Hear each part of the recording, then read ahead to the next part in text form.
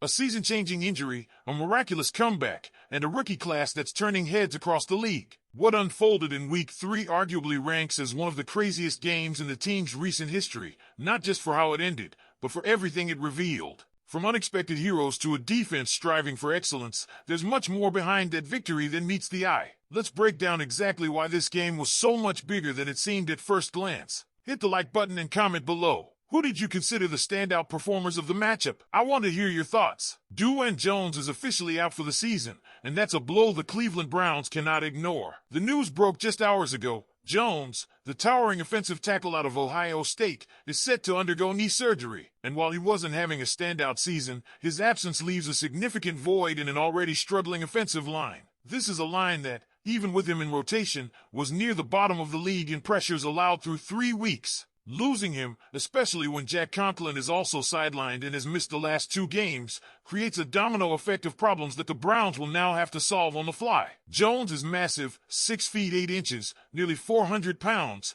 and despite not allowing a sack this season, he was far from perfect. Watch the tape, and it's clear he struggles laterally. Edge rushers didn't try to go through him, they simply went around him. His size, while intimidating, made him a liability on quick outside moves, and the holding penalties piled up. Still, he was part of the Browns' depth chart, and with Cleveland's O-line issues, even flawed depth is valuable. Now, Cornelius Lucas is expected to step in and shoulder more reps, and don't be surprised if Tevin Jenkins gets called upon later in the year. Jenkins, formerly of the Bears, has had his own injury battles, but if he can stay healthy, he might be a key plug-in. KT Leroy, brought in from the Rams, is likely the immediate solution, but make no mistake, the Browns are in scramble mode. And the hit that caused Jones' injury? Kevin Stefanski says the team will submit it for league review, suggesting it may have been a dirty hit by a Packers safety. We're not going to show the play, it's gruesome, but for those who've seen it, there's a real debate to be had about intent. One thing's for sure, it's another season-ending injury for Jones, and you can't help but feel for the guy. But now to the bright side. Because if the offensive line gave us something to worry about, Andre Szmyt gave us a reason to believe. His 55-yard game-winning field goal against Green Bay wasn't just clutch, it was historic. It's now the longest walk-off field goal in Cleveland Browns history. That ball, lined up square on the Browns logo, splitting the uprights as time expired, is an image worth framing.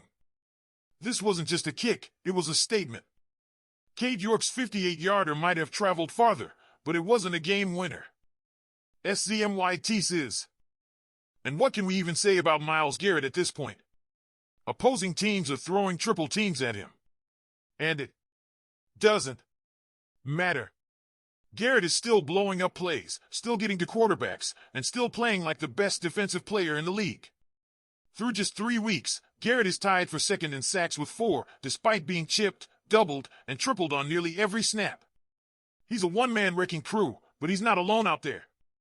Malik Collins is quietly becoming one of the league's most underrated interior pass rushers, and Mason Graham, well, we'll get to him later. The point is, this defensive front is something special. The Browns' defense, as a whole, is statistically the best in the NFL. First in total defense, allowing just 204.3 yards per game. First in rush defense, allowing only 57.3 rushing yards per game. Third in total sacks with 11. And these aren't empty numbers, this is after facing elite offenses like Lamar Jackson's Ravens, Jordan Love's Packers, and Joe Burrow's Bengals. This isn't hype, it's reality. The Browns' defense is Super Bowl caliber. And if the offense ever gets going, this team could be terrifying. But perhaps the most incredible part of Cleveland's Week 3 win wasn't Garrett's dominance or Szmyt's heroics. It was the comeback itself. With 3:17 left on the clock, the Browns were down 10-3. Green Bay had the ball. ESPN's win probability model gave the Packers a 95% chance to win.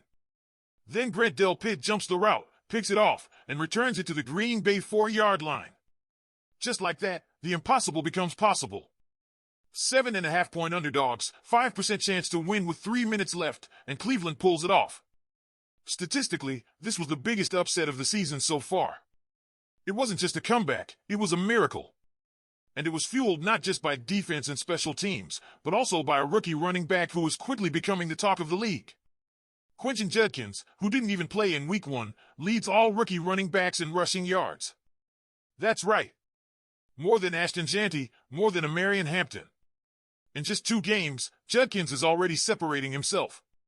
Against Green Bay, he averaged 5.2 yards per carry, racked up 94 yards, and scored Cleveland's only touchdown.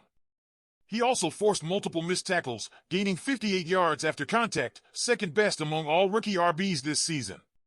He's elusive. He's powerful. He's smart. And he's exactly what this Browns team needed. Paired with fellow rookie Dylan Sampson, Cleveland suddenly has a young, dynamic backfield duo that could carry them for years. So Browns fans, here's the question. Do you believe Quentin Judkins is already the best rookie running back in the NFL? Or do you still give the edge to someone like Jeanty? Let me know what you think. Because honestly, if we're going off the numbers and the eye test, it's hard to argue against Judkins. What we're witnessing is the rise of a player who wasn't even the top back taken in the draft, but is quickly becoming the most impactful. And when you consider the Browns' entire rookie class, it gets even more exciting. Dylan Sampson was drafted 126th overall, and while he's been used sparingly so far, the flashes are there. But let's not forget Mason Graham, the centerpiece of that draft day trade that sent the number 2 overall pick to Jacksonville. Let's revisit that deal because the context matters. The Browns gave up the opportunity to draft Travis Hunter, a generational two-way player that had the league buzzing. In return, they got Jacksonville's 5th overall pick, which they used to take Mason Graham, the 36th, Quentin Judkins, the 104th, Bashal Tutin, the 126th, Dylan Sampson, and the 2026 first-rounder. Graham, specifically, was a player the Browns were laser-focused on. The coaching staff made it clear they wanted more pass rush production from him, and against Green Bay, he delivered in a big way. Graham posted a 43% pass rush win rate as a defensive tackle. To put that into perspective, the NFL average at his position is around 9%. That's not just good, it's elite. He didn't just hold his ground, he broke through it. And when you factor in the existing presence of Malik Collins, Myles Garrett, and now Graham becoming a force inside, you have to start wondering if this Browns D-line is the best unit in football. This trade, once criticized, is looking like an all-time win for Cleveland. Hunter, meanwhile, has struggled in Jacksonville. He's been good, but not elite, and not the franchise saver many projected.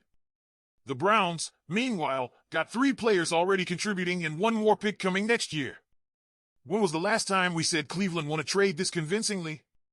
And as if that wasn't sweet enough, Browns fans, let's take a second to enjoy this. The Cincinnati Bengals got destroyed 48-10.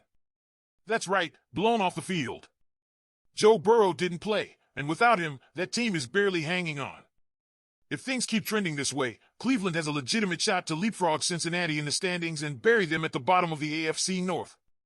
This isn't a team built on hope anymore. This is a team built on talent, execution, and an identity, especially on defense. And now with this group of rookies showing out early, the Browns might be deeper than we expected. Graham in the trenches, Judkins in the backfield, and Garrett dominating as usual, the foundation is being laid for something special. So what do you think, Browns fans? Did Cleveland absolutely fleece the Jaguars in that draft trade? Or do you still think passing on Travis Hunter was too big of a gamble? Let me know in the comments. And if you're loving this kind of in-depth Browns coverage, make sure you hit that subscribe button, give us a like, and click on the video popping up on your screen right now. For all the latest Browns updates, this is the only place to be. Go Browns!